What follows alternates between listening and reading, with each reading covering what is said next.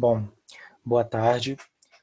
O meu nome é Pedro e, juntamente com a Brenda e a Larissa, vamos apresentar o nosso seminário da disciplina Ecologia, Química e Meio Ambiente do Programa de Pós-Graduação em Bioquímica do Instituto de Química da UFRJ.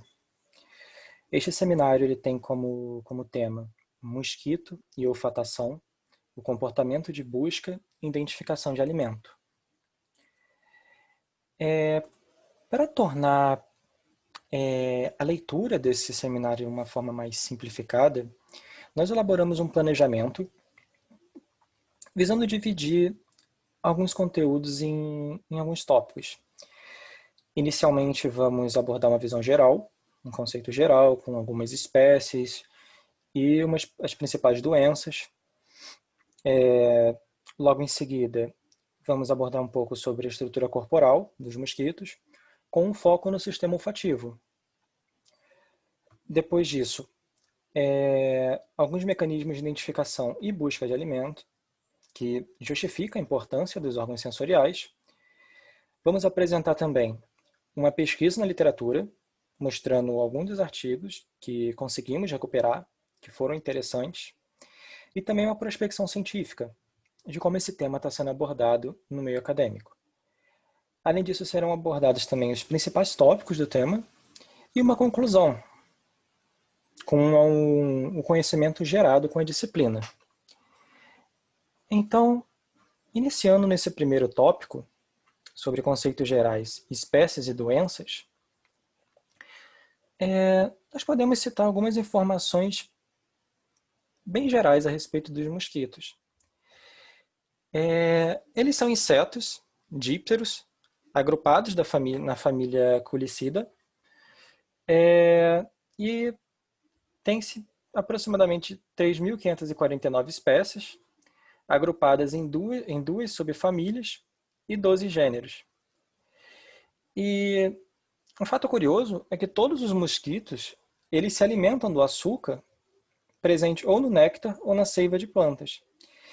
E o sangue ele só é utilizado pelas fêmeas das espécies, porque para a produção dos ovos elas necessitam de proteínas que são obtidas a partir desse sangue.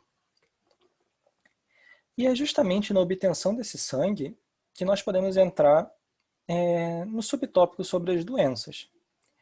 Quando nós olhamos os dados da Organização Mundial da Saúde, nós podemos observar que existem algumas doenças relacionadas ao mosquito que causam, se não dezenas de milhares, centenas de milhares de mortes todos os anos. A exemplo da malária, que causa aproximadamente 400 mil mortes por ano, e já tem 219 milhões de casos globais.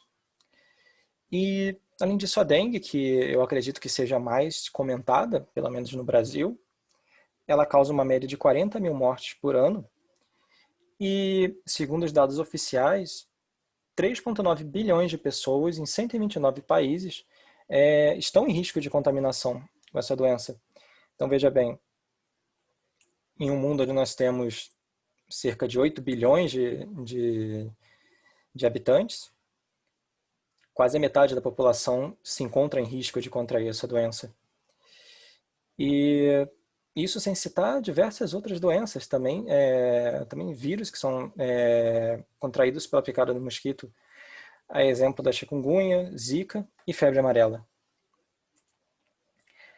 Aqui nós escolhemos pegar algumas imagens de um dos principais transmissores de algumas doenças, de alguns vírus, dentre eles o Aedes aegypti, que é o conhecido transmissor da dengue, febre amarela, zika e chikungunya. Além disso, os mosquitos do gênero Anopheles, que são dos transmissores da malária, e também o Culex, que é da encefalite japonesa. E quando nós olhamos para o quadro da dengue, que como eu disse, ela pelo menos no Brasil, a mais comentada, nós podemos ver que realmente ela é uma doença global. Você consegue achar focos dela na América do Norte, América do Sul, pequenos focos em diversos outros países. Eu acredito que na África se tenha mais a malária. Mas com relação à dengue, nós podemos citar Brasil e México, que são os países que tiveram maior taxa de contaminação, pelo menos no ano de 2016, que foi levantado esse censo. Então, só isso já justifica a necessidade do estudo, não apenas de como combater essas doenças, mas, de certa forma, entender o comportamento desses mosquitos. E não tem lugar melhor para a gente começar a entender como esses mosquitos se comportam, senão pela sua estrutura corporal.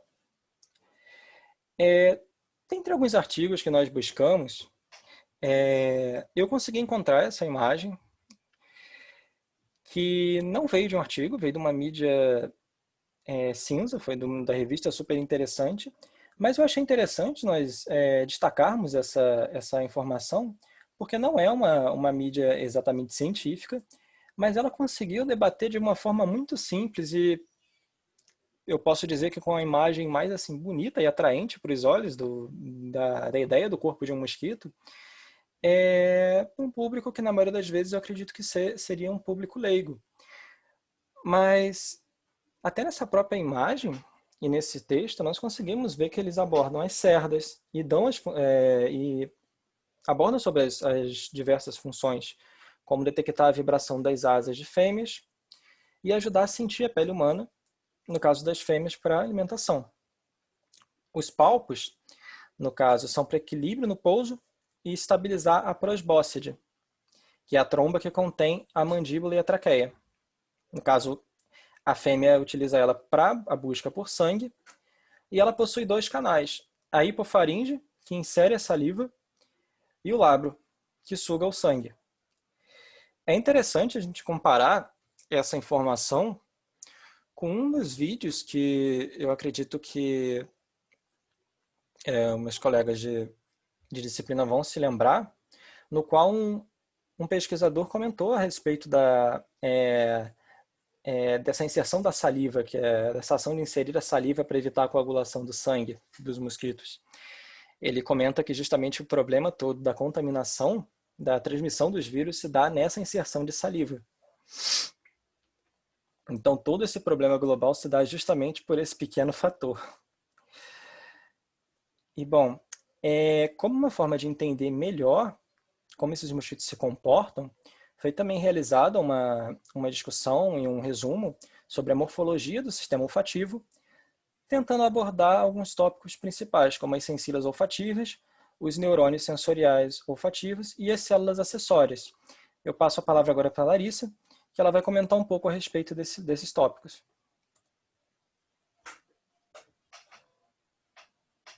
Olá, o meu nome é Larissa e começando a falar sobre a morfologia do sistema olfativo, começando pelas antenas, elas apresentam diversos formatos, como podem ser observadas na segunda figura, e são estruturas normalmente segmentadas que apresentam três segmentos, sendo eles o escapo, o pedicelo e o flagelo. Possuem estruturas quitinosas, que são denominadas sensilas.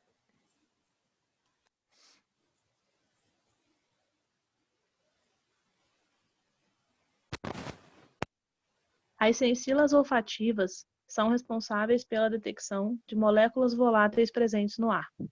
São estruturas cuticulares, originárias a partir de células epidérmicas auxiliares, as células tricógenas. Elas abrigam, então, os neurônios sensoriais olfativos e também as células acessórias.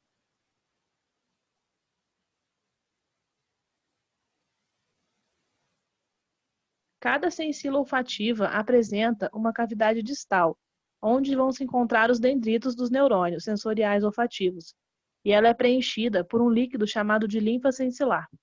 Os receptores sensoriais cuticulares de mosquito, as sensilas, eles são típicos dos insetos em geral.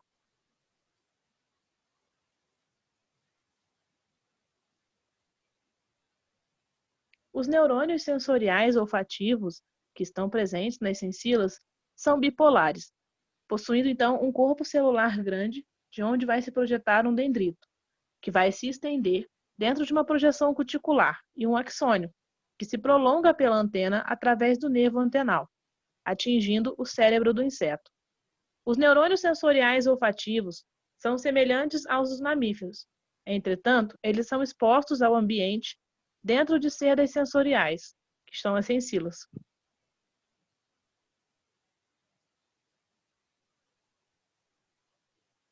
Já as células acessórias são células epidérmicas especializadas, que embainham os neurônios nas sensilas. Algumas sensilas possuem entre 2 e 5 células acessórias, células tricógena, tormógena, tecógena acessória ou intermediária e neurilema ou glial.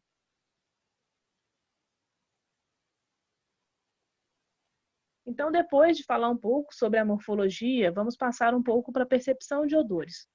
Na percepção de odores, nós temos alguns mecanismos envolvidos através das proteínas ligadoras de odor, as OBPs, as proteínas sensoriais acessórias, os receptores quimiosensoriais, olfativos e ionotrópicos e as enzimas de degradação de odor.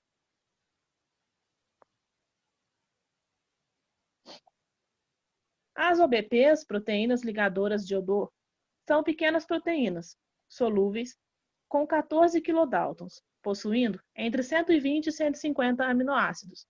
Elas são responsáveis pelo transporte das moléculas de odor. As OBPs são expressas com um peptídeo sinal, que é removido durante o processamento. Elas são essenciais para a resposta correta de alguns estímulos olfativos e gustativos em insetos.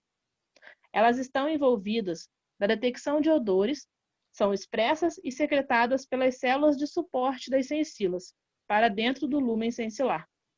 Elas estão presentes também em outras partes do corpo dos insetos.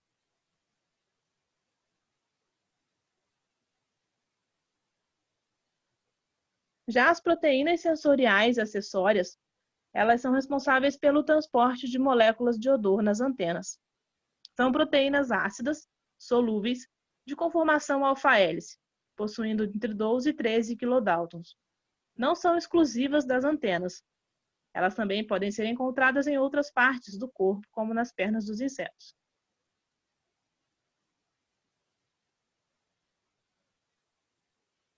Os receptores quimiosensoriais podem ser de 3 tipos. Os receptores olfativos são proteínas com 7 domínios transmembrana. O repertório de genes que codificam esses receptores olfativos é muito variável em diferentes espécies de insetos.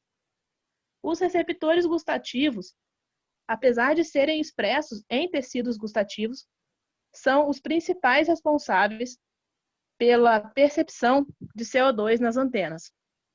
Já os receptores ionotrópicos constituem uma família de proteínas de membrana, que são estruturalmente relacionadas com receptores de glutamato, que estão presentes nas pós-sinapses de motoneurônios nos insetos.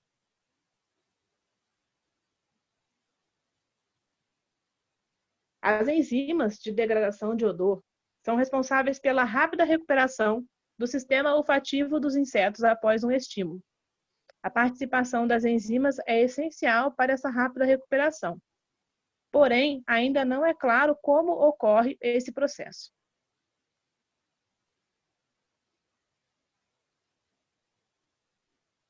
Agora nós vamos falar um pouco sobre os mecanismos de identificação e busca de alimento dos mosquitos.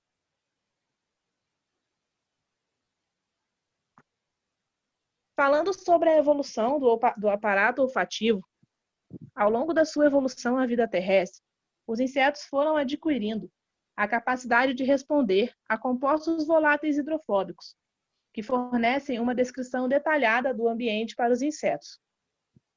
A partir de conseguir a capacidade de voar, os insetos conseguiram então a habilidade de identificar novos odores que não eram acessíveis à vida somente terrestre. E com isso, eles foram desenvolvendo regiões de olfação extremamente especializadas.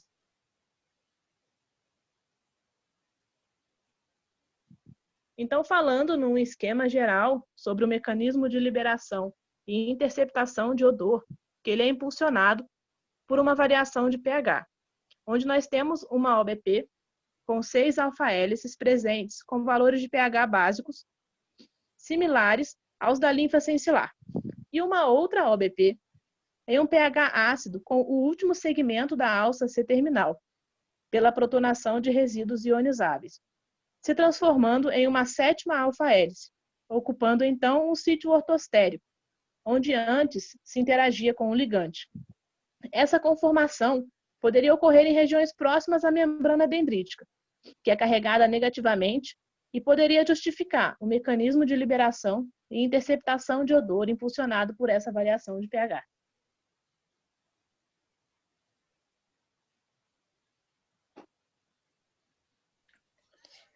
Eu me chamo Brenda e vou falar um pouco sobre a recepção de odores e de repelentes em mosquitos. E para isso nós escolhemos esse artigo.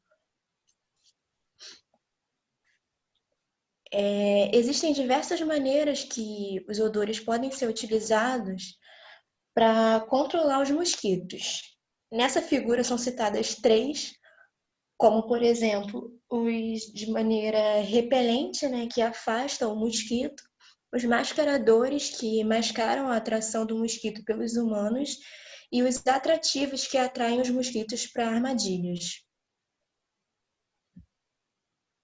Então, existem diferentes métodos que são utilizados para reduzir a transmissão de doenças. E os mosquitos, eles detectam o odor e, a partir disso, existem alterações no seu comportamento. Um dos mais estudados é a atração do mosquito pelo dióxido de carbono. O dióxido de carbono ele é detectado pelos receptores gustativos. Então, quando o mosquito tem esse estímulo de dióxido de carbono, inicia o comportamento que é chamado de ativação, em que ele voa na direção contrária a esse estímulo, aumenta a sua velocidade e, quando está próximo da pele, ele reduz a velocidade e pousa na pele.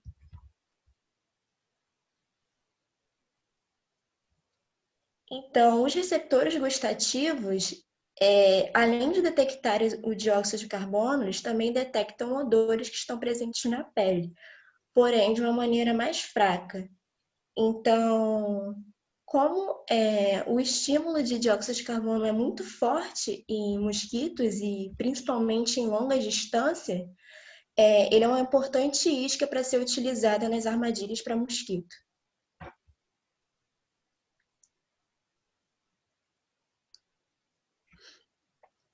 Então, como uma maneira de potencializar essas armadilhas que utilizam CO2, foram pesquisados alguns compostos que nós temos normalmente na nossa pele que são utilizados para aumentar a taxa de captura de mosquitos. Um deles, os mais conhecidos, são os ácidos carboxílicos, os ácidos láticos, amônia, 1-octeno-3-ol, nonanal e etc. Além disso, também existem compostos que estão presentes em plantas, como, por exemplo, o linalol, que está presente em óleos essenciais.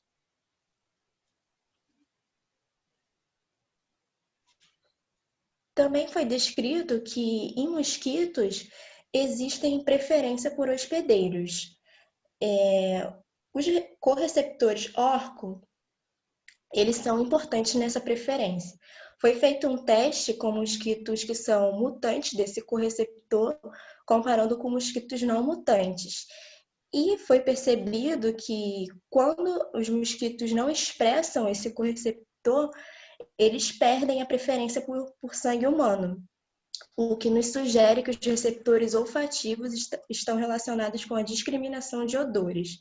Também existem 2 subespécies de Aedes aegypti, que é o Aedes aegypti aegypti e o Aedes aegypti formosus, que também têm diferentes preferências por sangue. O Aedes aegypti aegypti ele tem preferência por sangue humano e o Aedes aegypti formosus tem preferência por sangue de animais. Então, ele é zoofílico. E essa preferência está relacionada com um receptor que é chamado de AAOR4. que é o receptor que detecta 6-metil-5-heptene-2-ona ou açucatona, e que nos mosquitos que têm preferência por sangue humano, tem a maior expressão alélica desse receptor.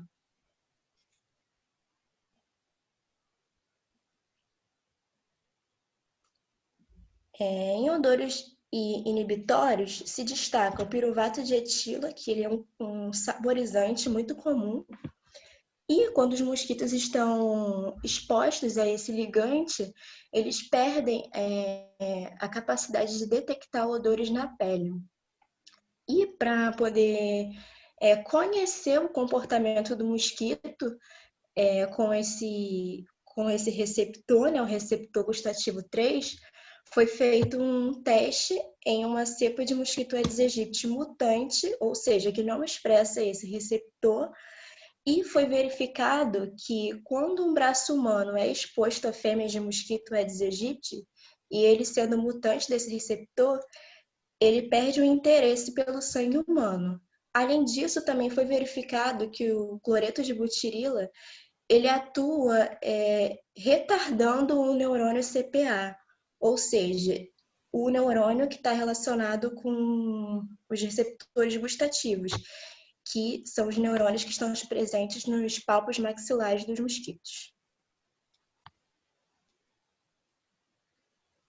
Além disso, também existem uns odores que são repelentes que causam aversão no mosquito.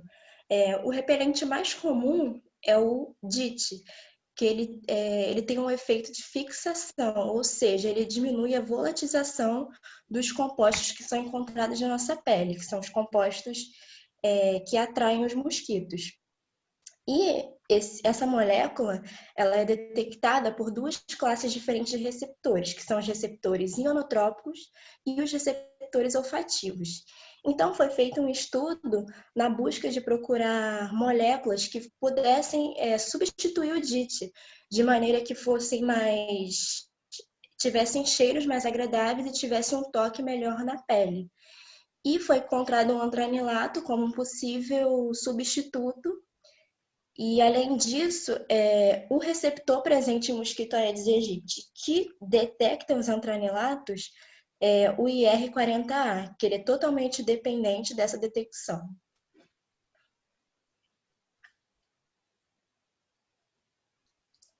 Nós fizemos uma busca na literatura para poder abordar esses assuntos e montar um seminário. Esses são os artigos que nós utilizamos.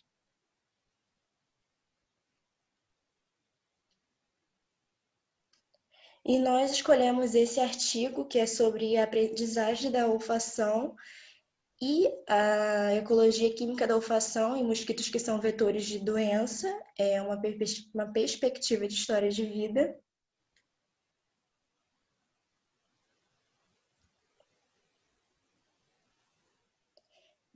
É vantajoso para fêmeas grávidas adultas reconhecer e escolher locais de oviposição que tenham uma grande disponibilidade de alimentos e poucos predadores. Na primeira imagem, na imagem superior, nós mostramos uma libélula que é um predador natural de mosquitos. Então, a fêmea, por meio de seus quimiosensores, ela consegue perceber a presença desse predador que libera compostos, e aí ela decide, isso gera uma aptidão que ela consegue perceber que aquele local ele não é próprio para oviposição e escolhe um outro local.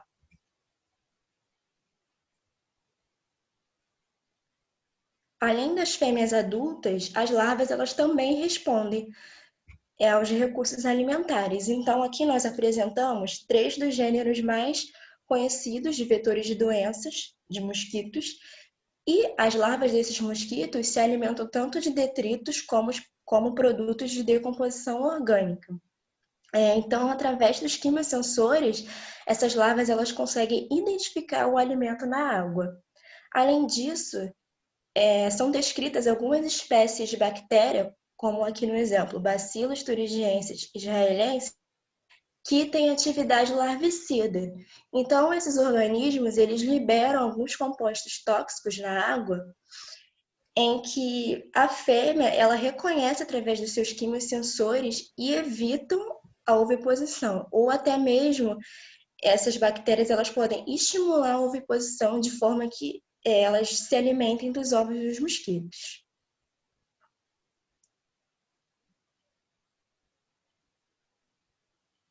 Os mosquitos também utilizam a olfação na busca por alimento. Todos os mosquitos, de forma geral, se alimentam de açúcares, porque é importante para o seu metabolismo. Apenas as fêmeas em idade de maturação sexual precisam de sangue no repasto sanguíneo para maturar e produzir seus ovos. Então, esses mosquitos são atraídos através de compostos que são liberados pelas plantas. Nós colocamos como exemplos os aldeídos, os alcoóis, cetonas, fenóis e terpenos. E, além disso, algumas plantas elas se beneficiam disso através da polinização. E aqui nós citamos duas espécies de mosquitos que são polinizadores, o Aedes communis e o Aedes canadensis. As experiências anteriores também são importantes para o mosquito selecionar um hospedeiro ideal. Então, dependendo dos hábitos do hospedeiro, o mosquito decide se ele é o ideal ou não, como, por exemplo, hábitos de usar repelente ou de movimentação. O mosquito busca pessoas que não se movimentem tanto para que eles consigam se alimentar de maneira mais rápida. E também os mosquitos utilizam a olfação para o encontro dos parceiros sexuais, como é comum em espécies hematófagas. Então, existem evidências de feromônios de agregação em Aedes aegypti, porém o composto químico ainda não é conhecido. E fica a pergunta, né, de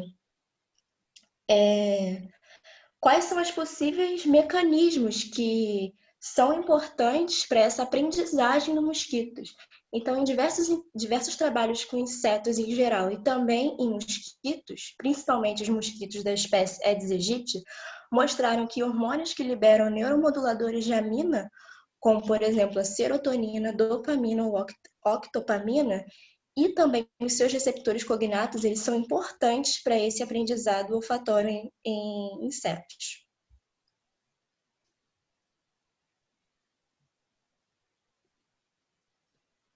Aqui nós apresentamos a prospecção científica, que o Pedro vai falar um pouco melhor sobre isso.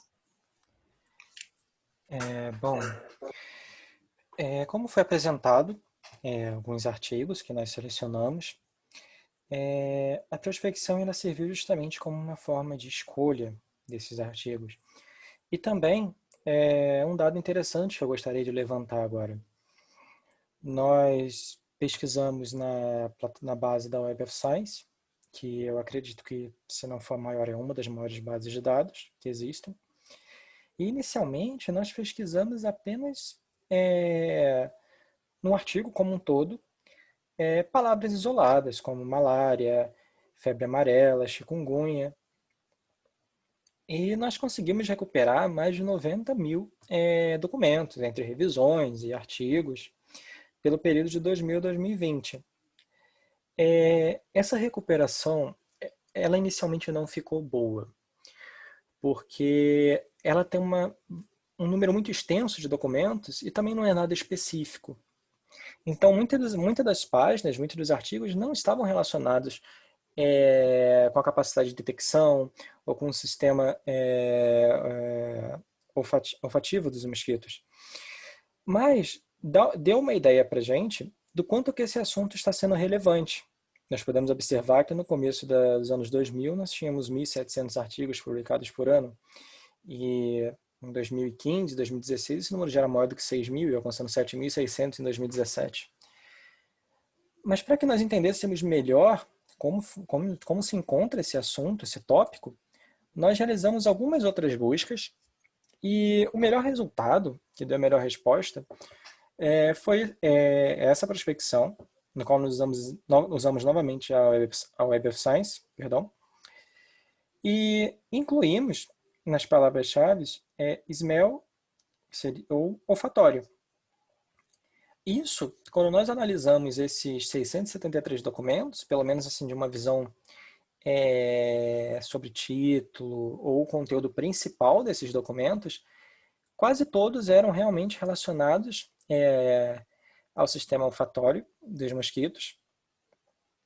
Então, novamente, nós podemos ver um crescimento no interesse do tópico. Nós podemos ver que saltou de 4, 11, 7 para 60, 62 no caso. E também o número de citações desses artigos. Nós podemos ver que começava com 11, com 26, e já passa da casa dos 2.000. E isso nos leva justamente para avaliar esses tópicos. Se eu fosse começar falando desses tópicos, eu poderia começar do último, que é justamente o que eu estava abordando, que o tópico se encontra bem difundido e amplamente comentado. A gente pode observar pela propagação do número de artigos, do número de citações, isso mostra que é um tópico de interesse para o meio acadêmico. Além disso, nós podemos citar que realmente, conforme foi abordado, as doenças propagadas por mosquitos são um problema mundial, com as fêmeas sendo as transmissoras.